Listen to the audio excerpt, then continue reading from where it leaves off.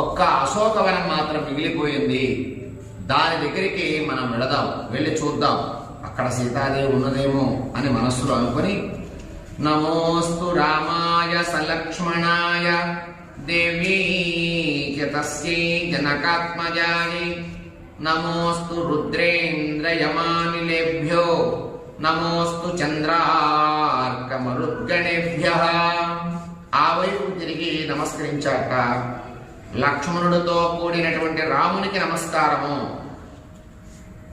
అలాగే జనకపుత్రి అయినటువంటి సీతకి నమస్కారము, రుద్రునికి నమస్కారము, ఇంద్రునికి నమస్కారము, యమునికి నమస్కారము, వాయుదేవునికి నమస్కారము, చంద్రుడికి నమస్కారము, సూర్యదేవునికి నమస్కారము, మరుద్గణములకి నమస్కారము అని సర్వ దేవతలకి కూడా నమస్కరించుకొని తన మనస్సుని ముందు అశోకవనానికి పంపించాక అశోకవన